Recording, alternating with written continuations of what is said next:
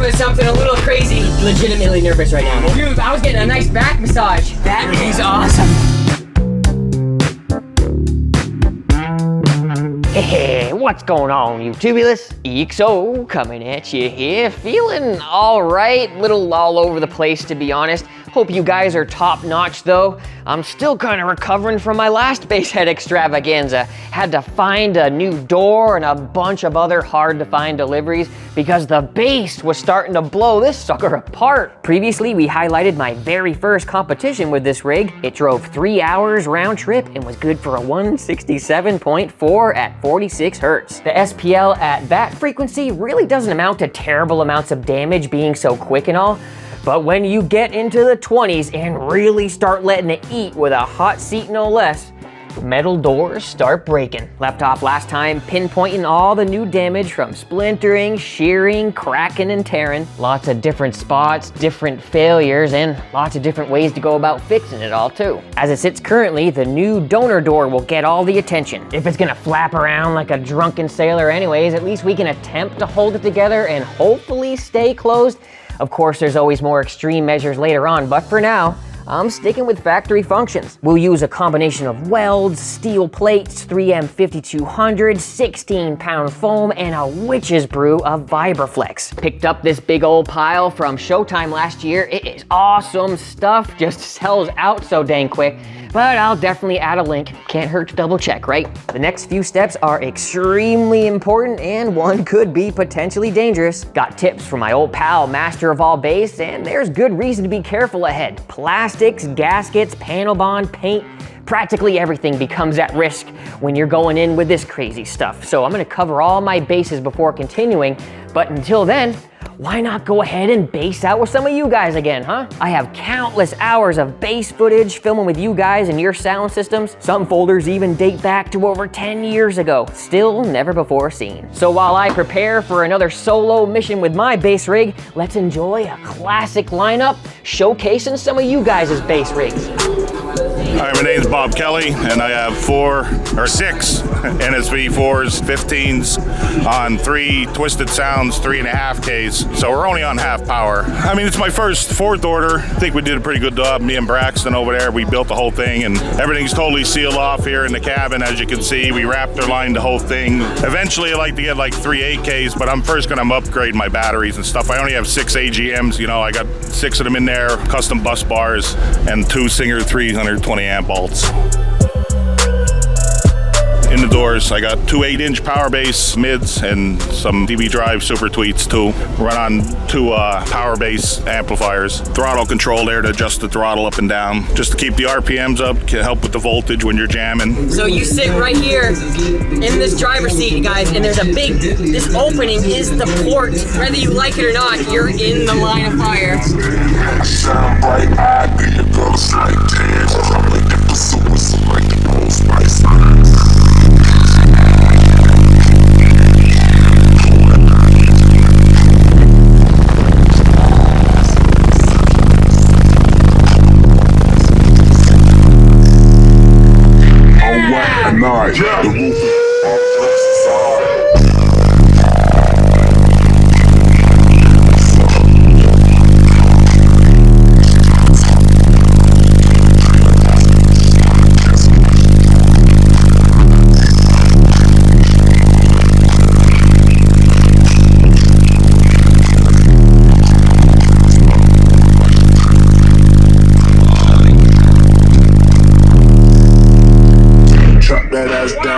Damn, dude, I was getting a nice back massage.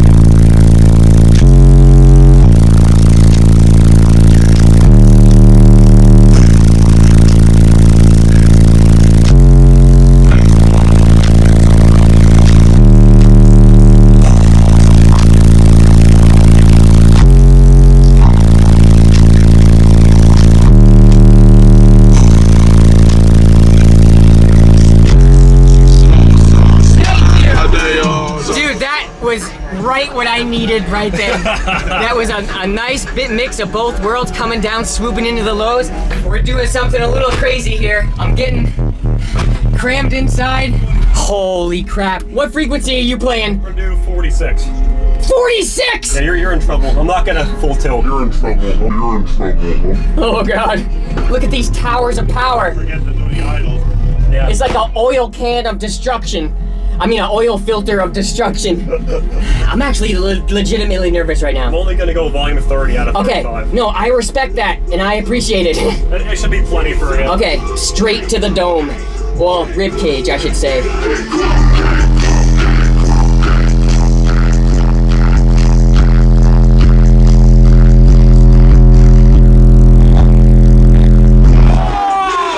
Yep, that's a familiar feeling right there. That's only volume 30, dude. Yeah, that's volume get me out.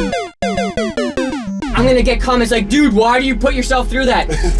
There is a level of enjoyment. It's that cusp of like not being able to take it that gets to be kind of a thrill. It's my bass face. I look like I'm not having fun, but I am. Thank you so much for going that long. Hell yeah, brother. That is awesome. Man, I'm telling you, once you reach a certain decibel level, SPL feels pretty synonymous. The feeling of your rib cage flexing apart, your heartbeat dang near skipping a beat. I'd say anything over $160 at 40 is plenty, and I'd say Robert and Braxton were definitely getting me more than that, being in that tiny fourth order, but whew, them Sundowns were ripping, and now 6 years later, there's been huge upgrades to the Nightshade subs. Check out the links at Showtime for more info, and let's press play on another short but sweet bass demo. I got 6 Flex Audio 12s on 2 Mats Pro Audio 3Ks. Just trying to use every inch I possibly could. Getting into the trunk is not easy at all. It's a hell of a task. And then 2x4 framing, 2 layers of birch, fiberglass, a lot of paint. Well, it's some fox fur I got from Joanne Fabrics, and it works. It did the job. The wall's been up maybe 3 months. This is the second one I've had, and this actually just finished 2 days ago. And then just a lot of testing and tuning.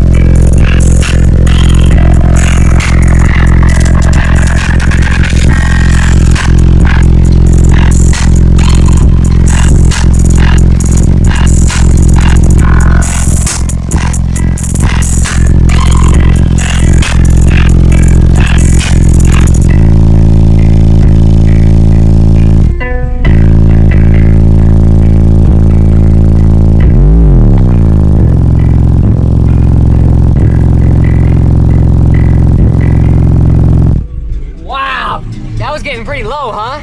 20 hertz. Nice, and this is a big fourth order? Yeah. There you go. Yeah, I'm ready to go 6 though, probably after slam. Oh, you're gonna do some changes? Yeah.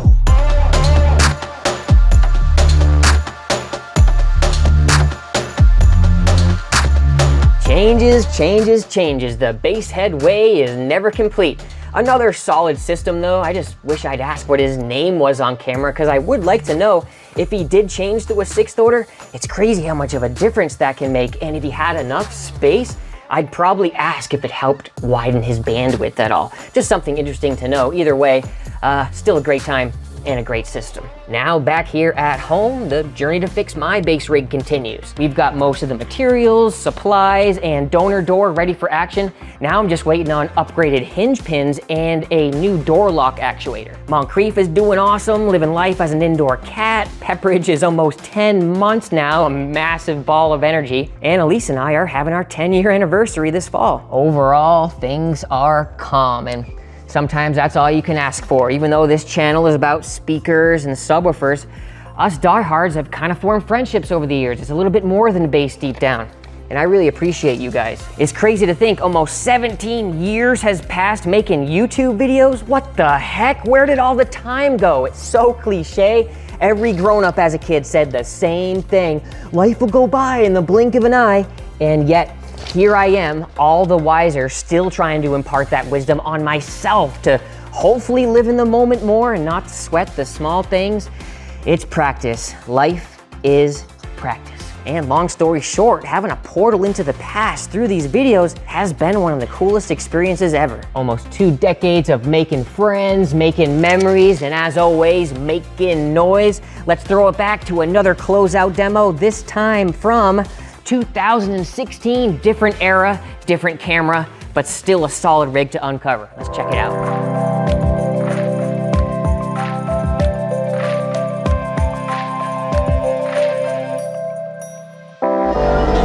You got in this thing, man? 418s in a 4th order. 418 Team 5.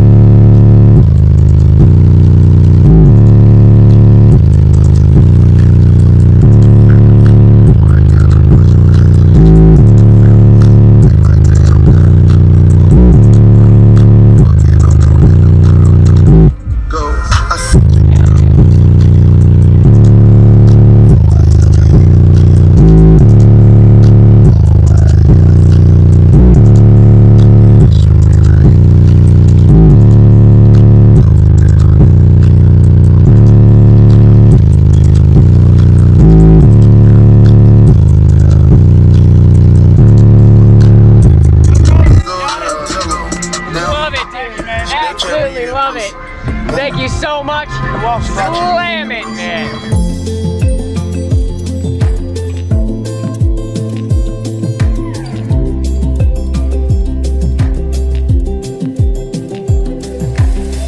Man, that old school Canon really brings it back, huh? Classic late 2000s camcorder, gotta love it. Feels awesome finally going through some old footage again. I can't tell you how many times people have come up and said, hey man, when are you gonna post that demo from like 100 years ago? And I don't blame them. Currently, the oldest folder with unseen clips is from Spring Break 2015, and things have changed a lot in just 10 years. So if you're a diehard like me, drop a comment of something you've personally seen change in your lifetime. Could be audio, tech, whatever. Me personally, I'd have to say the biggest would have to be batteries. Long gone are the days of 2,000-pound AGM banks, am I right? Lithium has pretty much taken over, and I'm all about it. So I guess time changes some things for the better after all. Kinda neat living through a period of advancement anyways, who knows?